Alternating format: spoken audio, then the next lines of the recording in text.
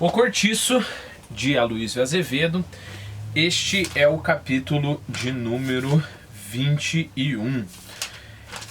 Então, antes de começar a leitura deste capítulo 21, eu quero ler uma passagem de uma crônica. Só que essa crônica ela causou uma confusãozinha, então eu tenho que te dizer um pouquinho sobre essa crônica, né? Essa crônica, em teoria, ela foi escrita pelo Joaquim Manuel de Macedo, né?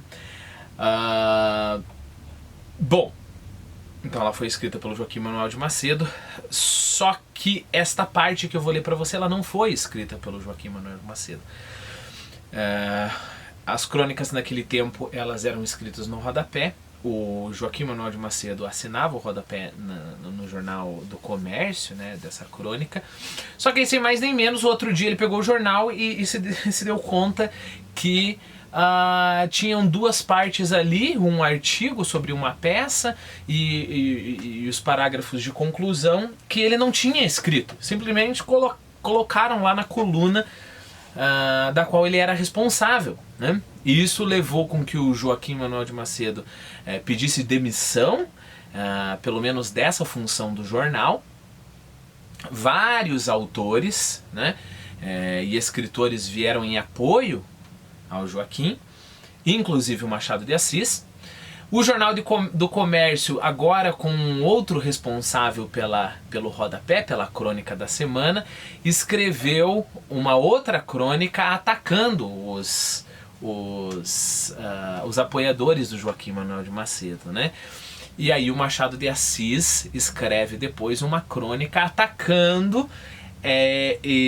o Jornal do Comércio, que atacava os apoiadores do Joaquim Manuel de Macedo.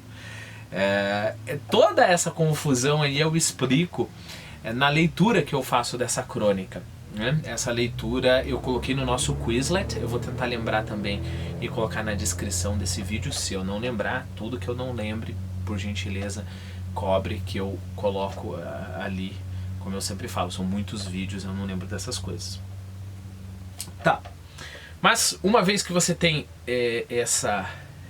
pelo menos essa noção básica, você vai notar que quando o Machado de Assis critica esta parte que eu vou ler para você, por isso que eu digo que é do Joaquim Manuel de Macedo, mas não é, porque eu vou ler justamente a parte que foi adulterada ali, foi incluída. O Machado de Assis, analisando, ele chama esse autor, né, de um dos moralistas de plantão, né?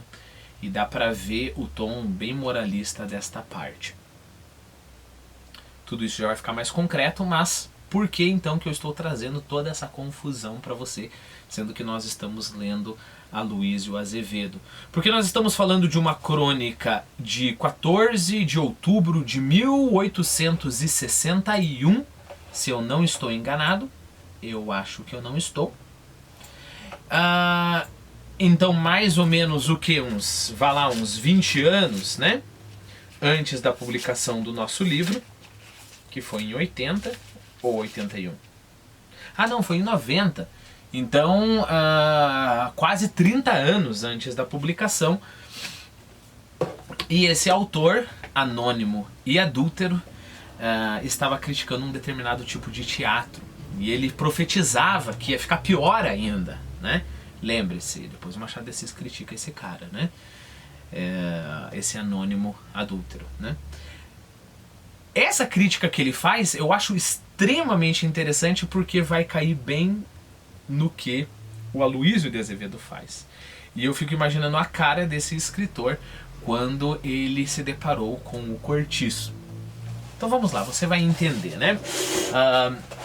A propósito, se você ainda não sabe, tem uns sites na internet com esses arquivos desses jornais do século XIX, começo do século XX, que você pode ler o jornal na íntegra, né? Eu coloquei no nosso Quizlet, lá na última palavra do nosso Quizlet, eu coloquei tanto o link para o jornal, que eu acho delicioso você ler, quanto o link para o primeiro dos 10 vídeos que eu gravei lendo e comentando essa crônica em específico. Aqui com você agora eu não vou comentar e nem ler a crônica inteira, eu vou ler só a parte que nos interessa, além de não comentar muito a fundo, né? Porque esse trabalho eu já fiz lá. Por que eu coloquei só o primeiro vídeo? Porque quando você entrar no primeiro vídeo, na descrição você vai ter os outros 9 vídeos, se você ficar interessado em ler tudo, né? Então vamos lá. Essa crônica é do Joaquim Manuel de Macedo, mas é uma parte que não foi escrita por ele, né? O Teatro de São Pedro vai vivendo vida folgada e milagrosa e divertindo o seu povo. A novidade da semana transacta foi A Culpa e o Perdão. Drama tão bem aceito em Lisboa, segundo nos diz o anúncio, que as suas representações não têm sido interrompidas há 1 ano. Não me admira, por toda parte vai sucedendo ao bom senso o mesmo que entre nós ao ouro. Ou seja, cada vez mais nós temos menos e menos bom senso, né? Você vai ver que esse escritor ele tenta ser irônico às vezes. Sabe aquela ironia que fica explícita demais, assim, ele falha, né? Mas vamos lá. E aí ele conta o enredo, leia lá na crônica se você ficar interessado. E aí ele fala assim: se fosse em outro tempo, nesse tempo, aqui ele está tentando ser sarcástico, nesse tempo antediluviano, que felizmente já lá vai, em que se perguntava pelo fim que o dramaturgo se poderia ter proposto, em que se ensanguentava a cena, mas não se sujava a moral, em que a atriz, qual outra Lucrécia, em si cravava o punhal e ainda na queda vê com cuidado o pudor ofendido. Se fosse nesse tempo, ou seja, num tempo em que podia ter até cena de sangue, mas não se ofendia a moral do público, deixa eu uma parte aqui, se deixasse descrever como trabalho de proveito, como por exemplo não fazer... Tá, vai ficar um pouquinho lacunar, senão eu vou ter que ler toda a crônica, né? Mas ainda bem que hoje se lê por outra cartilha, né? Ainda bem que não é aquele tempo em que tinha que se cuidar com o pudor, né?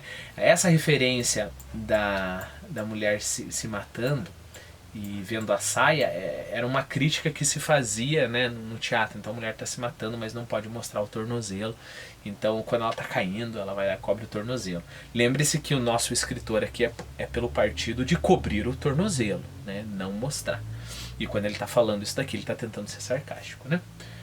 Novamente, ele continua com seu sarcasmo. Hoje, o bom gosto não tolera no palco tiranos nem traidores.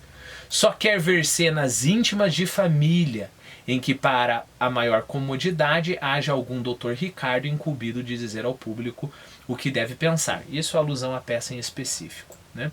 E os autores dramáticos, que por toda a parte pululam como a alface depois de um dia de chuva, fluindo aos teatros como a sardinha quando vem devorar, trazem-nos mimos e regalos de apetecido fruto. Agora sim que me interessa, né? Esses autores que ficam aí acariciando o ego do outro, né? Levam-nos às salas públicas e particulares, introduzem-nos nos quartos de costura, entreabrem-nos as portas das alcovas, e não haja dúvida. Então ele está falando de situações escandalizantes, né? Leva para dentro da casa, não é só o teatro com a grande cena, com a cena histórica, com a cena de guerra, com a cena heróica. Não, esses autores agora estão nos levando para dentro da casa, para as cenas íntimas. Até meio que abrem a porta da alcova, ou seja, do quarto, ou seja, do relacionamento íntimo. E aí ele profetiza: e não haja dúvida que em breve nolas abrirão escancaradas. Olha, se vocês não se cuidarem, em breve o escritor aqui ele está falando de teatro, mas se estende ao romance, vai abrir a porta da alcova escancarado e você vai ver o que está acontecendo ali dentro. E aí é claro que é só você lembrar da cena da Leonie com a pombinha, você lembrar da cena a cena da Leocádia e diversas outras cenas aí, algumas cenas que ainda virão, você vai ver que as portas já estão totalmente escancaradas, né? Então a profecia que ele fez aqui se concretizou, né? Tudo para a maior edificação da sociedade. Só me não lembro de ter ainda visto uma coisa que tenciona apresentar num drama. Ele está sendo sarcástico. Eu vou fazer um drama, vai fazer um sucesso enorme. Em 5 atos e 18 quadros que tenho entre mãos. Em que exponho a história de uma família arrependida, principiando pela queda da avó e acabando pelo nascimento da neta. O que ele está criticando aqui?